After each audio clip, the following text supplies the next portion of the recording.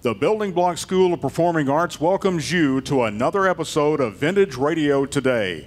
Tonight, the adventures of Sherlock Holmes, The Final Problem.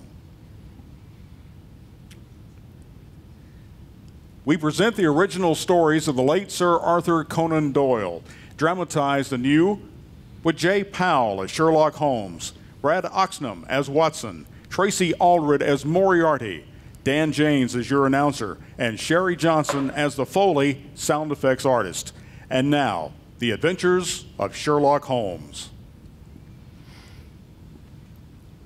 It is with a heavy heart that I come before you with the last adventure of my friend Sherlock Holmes that I shall be able to relate.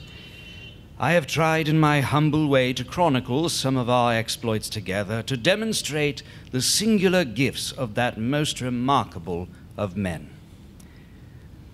What lies with me now to tell you?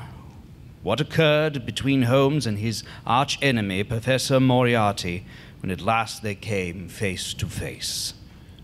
Mr. Sherlock Holmes, your efforts on the side of law and order have seriously inconvenienced me.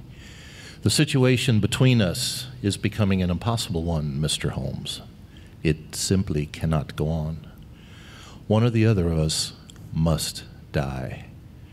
Must die, Mr. Holmes. It was in the spring of 1891. You will remember, perhaps, that after my marriage and return to private practice, Holmes and I had drifted apart a little. I followed the newspaper reports of his cases, of course, and called on him quite often at his old rooms in Baker Street.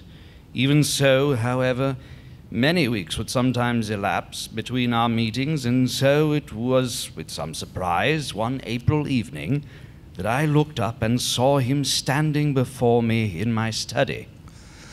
Good evening, Watson. Oh, good evening, Holmes. Have you a cigarette for me? Holmes, great heavens, man, how ill you look. Oh, I dare say I've been using myself up rather too freely of late, old friend. You've no objection if I close your window shutters? No, of course not. Here, you're not afraid of anything, are you? Well, to tell you the truth, I am, rather. That's not like you, Holmes. What is it? Air guns. Air guns? What on earth do you mean? There's a new and deadly type of air gun, Watson, which has been specially designed by an old acquaintance of ours. Who? What, Professor Moriarty? It could only be he from your tone. The same? A match. Give me a match, will you, my dear fellow? Yes, of course. Oh, thank you. Is Mrs. Watson at home? Oh, no, she's on a visit to an aunt. We're quite alone. Oh, good. Good. Good. That makes it easier for me to propose that you should come away with me for a few days. Oh, delighted. But where? Oh, the continent. Somewhere abroad. What, abroad? Is that whiskey in the decanter there? Yes.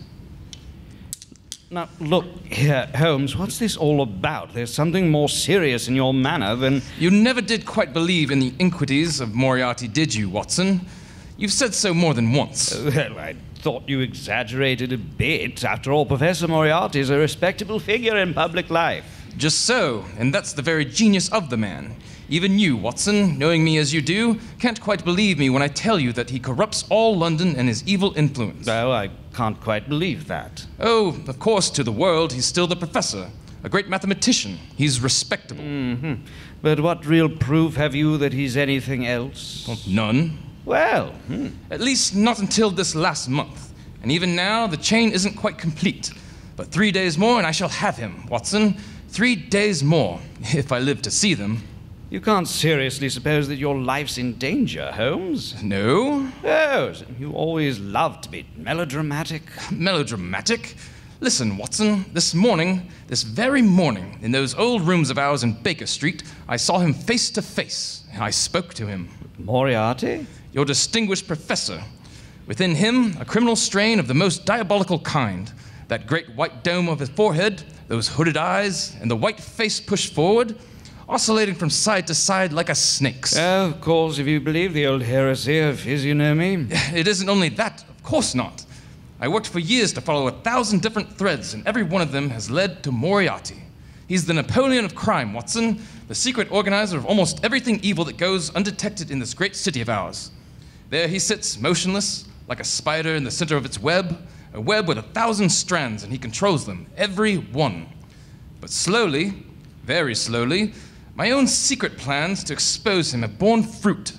Every day, my net is drawing tighter, and he knows it, Watson. He knows the danger he's in, and that was why today he came to see me. I was playing my violin, as you know I often do when I want to think, and suddenly there he was, standing in the doorway, with his white face swaying in an evil way, peering at me with those hooded eyes. Good morning. Professor Moriarty, good morning to you. Mr. Sherlock Holmes, I believe. How very charmingly you play. How kind of you to say so.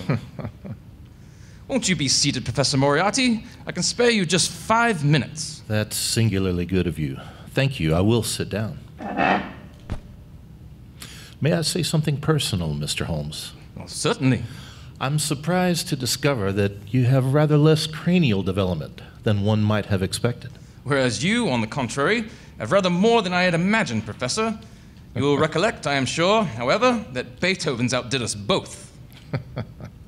However, our personal characteristics are hardly relevant to the present situation.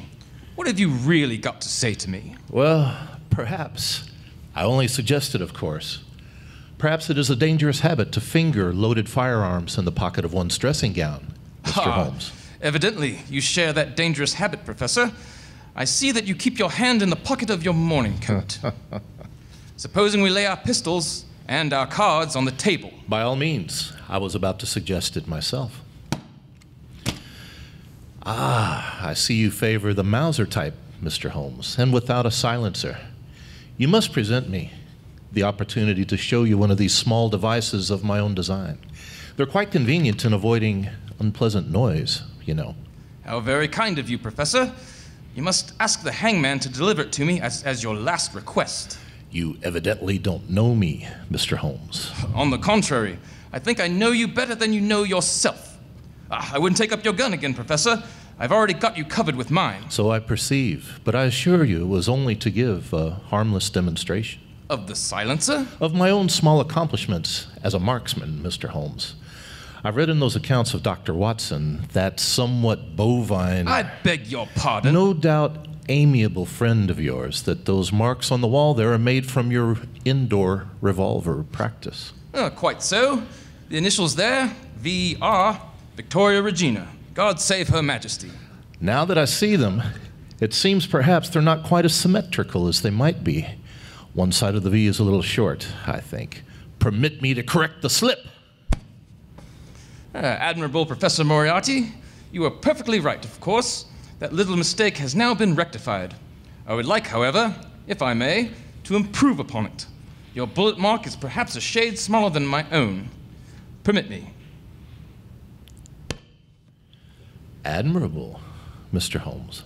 Yes, precisely above your own mark, Professor. The exact spot, I think. No, pray don't look alarmed. My good landlady is quite accustomed to that noise. We shall not be disturbed. I'm very glad of that, for what I have to say is not without importance, Mr. Holmes. Shall we stop our fencing and begin? Oh, by all means. If you will permit me first to correct one statement that you made just now. Well, sir? With reference to my old friend, Dr. Watson, I am afraid I can hardly permit the adjective bovine. Oh? In his accounts of my humble exploits, he's been good enough to exaggerate my own achievements and has always been unduly modest about his own. He is a most upright and honorable gentleman, Professor, and very close to my heart. You may say what you will about me, but I can allow no derogatory words about him. Very well, Mr. Holmes. I apologize. We who are about to die salute him. At least you do. You're very certain, aren't you, Professor Moriarty, that it is I who am going to die? There's no other course, unless you listen to reason. The situation between us, Mr. Holmes, is becoming an impossible one. It simply cannot go on. It won't, I assure you. These past few months I have been working to put an end to it all at the earliest possible moment. And you have nearly undone the careful endeavor of a lifetime, sir. or at least have seriously threatened it. No, no, no. Don't move your pistol again. I'm only taking out my memorandum book. I beg your pardon? I find it recorded here that you crossed my path on the 4th of July, January, Holmes. On the 23rd, you incommoded me. By the middle of February, I was seriously inconvenienced by you. And by the end of March, I was absolutely hampered. And now, at the close of April, I find myself placed in such a position that your continual persecution, I'm in positive danger of losing my liberty. That was certainly the end I had in view. Then you must drop it, Mr. Holmes. You really must, you know. Not till after Monday, Professor. You know as well as I do that you've made a slip. One single tiny slip. For years, I've been aware of you, Moriarty, at the center of your organization. Forgeries, murder cases, robberies. 1,000 crimes were planned by you. 100 agents carried them out. Your subordinates were caught sometimes, but you never were. And yet, you know, you made that slip, that single tiny slip. And you know as well as I do that it will destroy you. In 3 more days, my evidence will be complete. I shall have you exposed, brought to trial, condemned, and hanged. And you can do nothing whatever to prevent it. My will is inflexible. And so is mine. 3 days, do you say?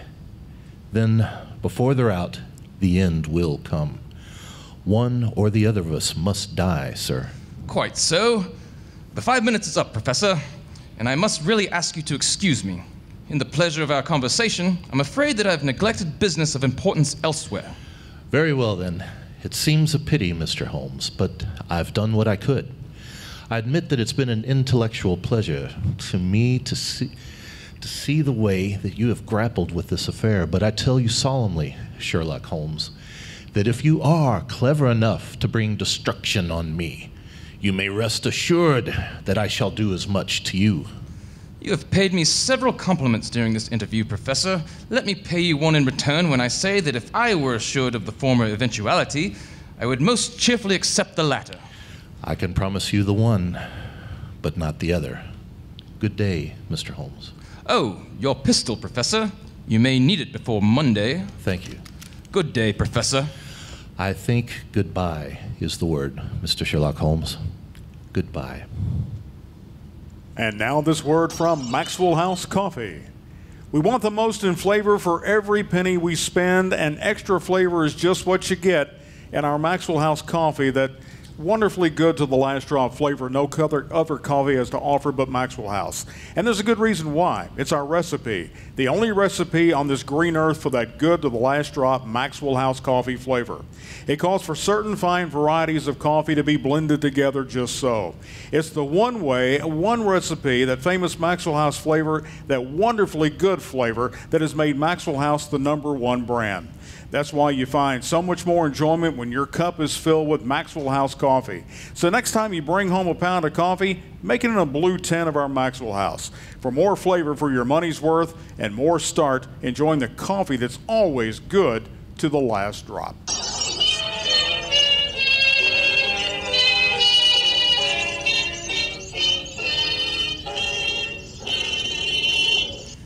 And so it was, you see, Watson, that singular interview with the greatest criminal of all time. And he's with the greatest detective. Oh, thank you, my dear fellow. But what are you going to do, Holmes? I told you, we leave for the continent. Moriarty's not the man to let the grass grow under his feet. Already 1 or 2 accidents have nearly befallen me today. But upon my soul. Yes, the police are gathering all my evidence against him. Everything would be complete in 3 short days.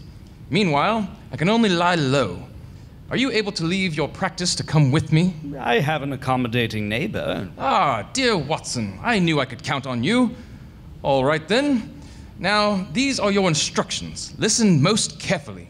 Instructions, Holmes? I assure you, they are most necessary. Tomorrow morning at 8:45, you will take a hansom cab. I'll arrange for one to call. No, you really must obey me to the letter, Watson. You will leave the house alone tomorrow morning and take neither the first nor the second cab which presents itself at the rank.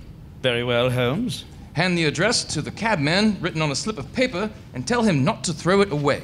Then I'll drive, I take it, to Victoria Station. On the contrary, you drive to the Strand end of the Lotha Arcade. I see, and then? Have your fare ready, and the instant your cab stops, pay him and dash through the arcade, timing yourself to reach the other side at exactly 9:15. Yes, but my dear Holmes... Listen, man, listen carefully. It's vital. Our lives depend upon it. When you get there, you'll find the brougham standing close to the curb, driven by a fellow with a black cloak tipped with red. Say nothing. Simply jump in, and he'll drive you to Victoria in time for the Continental Express. And where shall I meet you, Holmes? The second coach from the front of the train, a first-class carriage reserved for us. Good night, Watson, and as you value our lives, don't forget a single word of my instructions. No, of course not, Holmes. Until we meet tomorrow, then. Until we meet.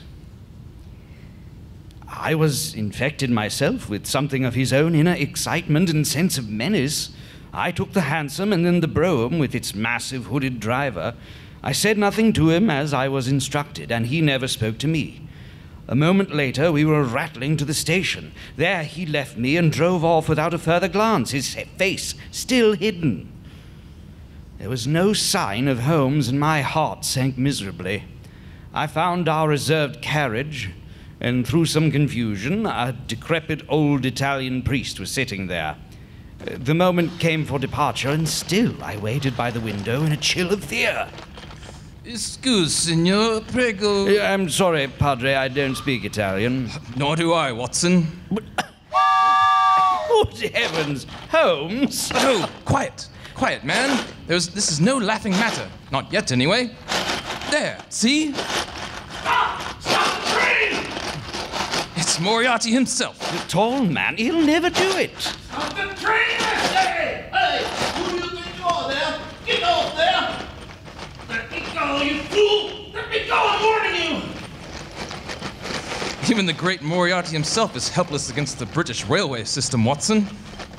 Well, it gives us an hour's respite at least. But how did he know where we were? By watching you, I expect. But I did everything you told me.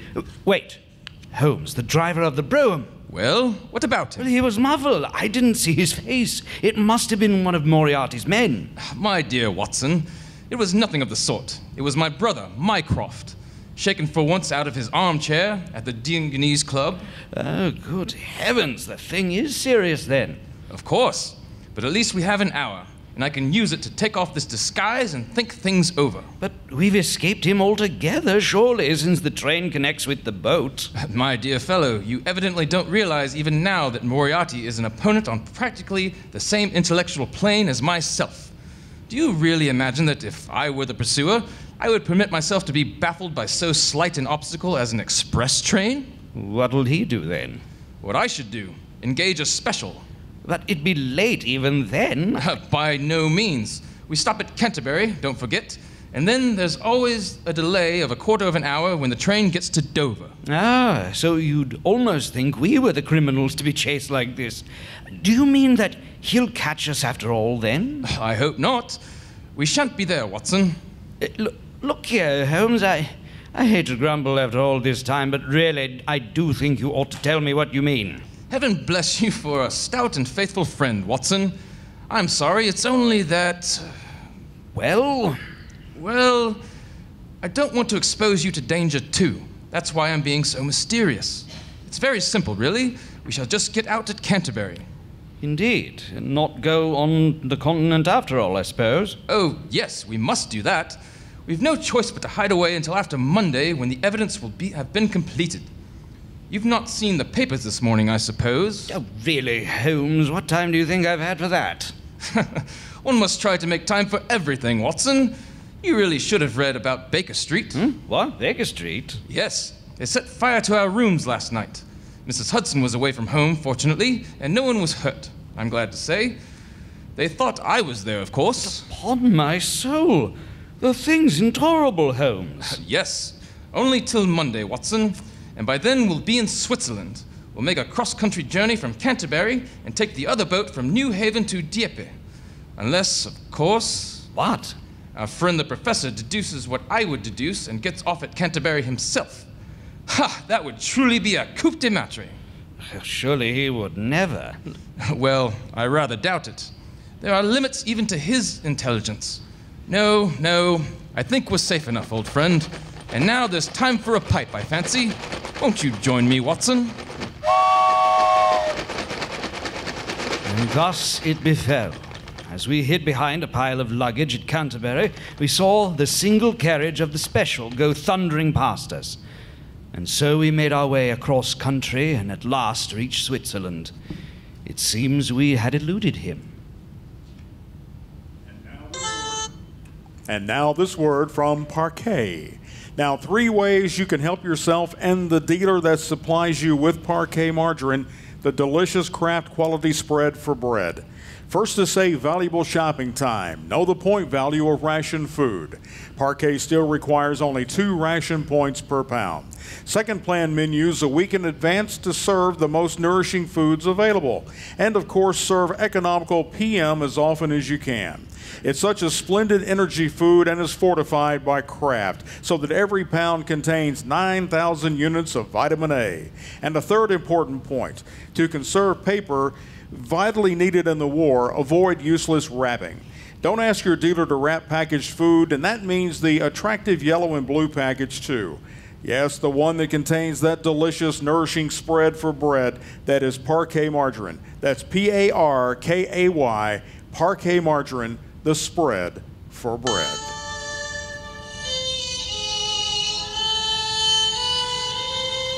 To fill in every detail of the final scene is hardly possible, since there was no witness to it. Yet from a certain source that I cannot yet divulge, I do know something of that last encounter.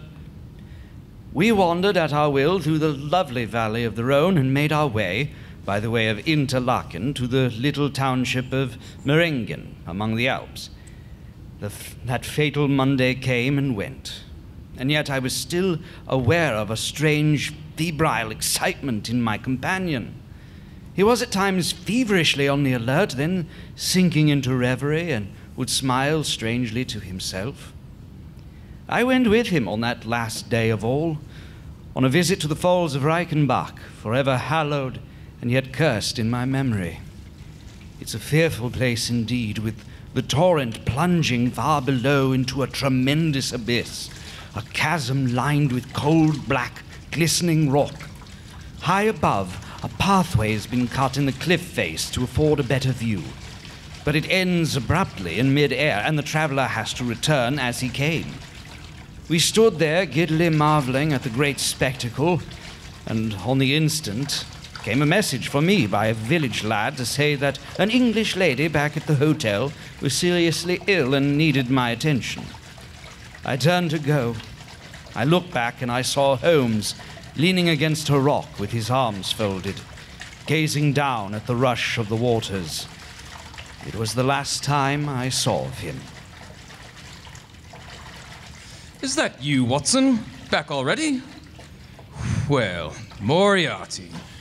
Well, Sherlock Holmes, you see, I found you after all, and alone.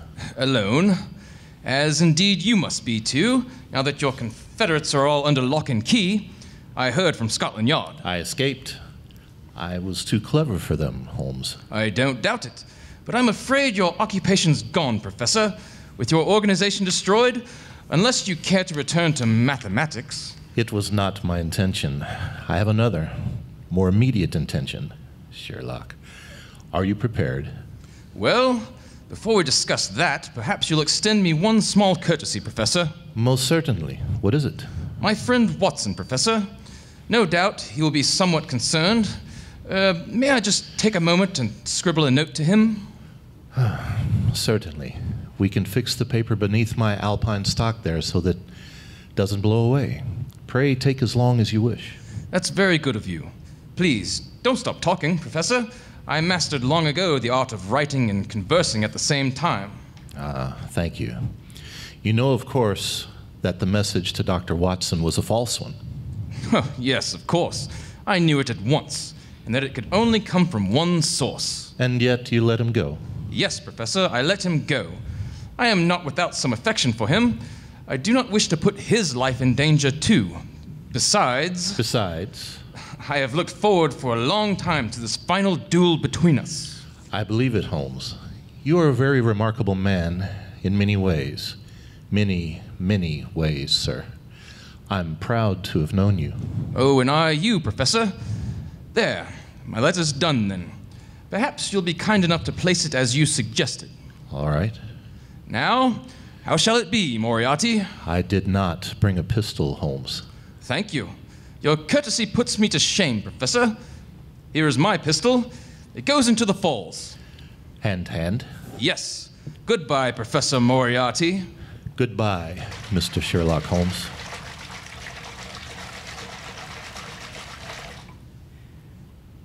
The end. The end. When I returned to that broken pathway, it was only too clear what had happened. It needed no great application of Holmes' own methods of deduction. 2 sets of footprints to the verge, and none returning. Locked in each other's arms as they fought, they had gone down to the abyss. Only the letter, that last greeting from my friend and comrade. "My dear, dear Watson," he wrote. My dear, dear Watson, I scribble this through the courtesy of Professor Moriarty, who awaits my convenience for the final discussion of those eternal questions which lies before us. There can be but one outcome, although I fear that it is at a cost which will give pain to my friends, and especially, my dear Watson, to you.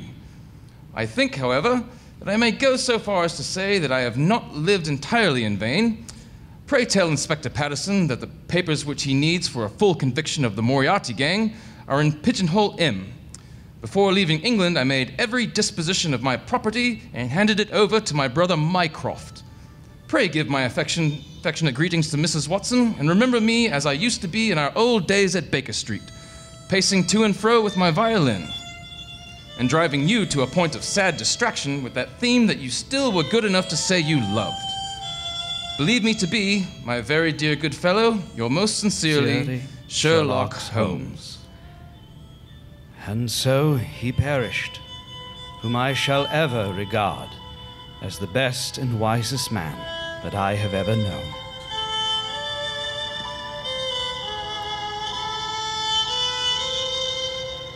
The Adventures of Sherlock Holmes, based on the original stories of the late Sir Arthur Conan Doyle, dramatized anew by J. Powell as Sherlock Holmes, Brad Oxam as Watson, Tracy Allred as Moriarty, Dan Jaynes as your announcer, and Sherry Johnson as the Foley sound effects artist. Join us again next month for another edition of Vintage Radio Today from the Building Block School of Performing Arts.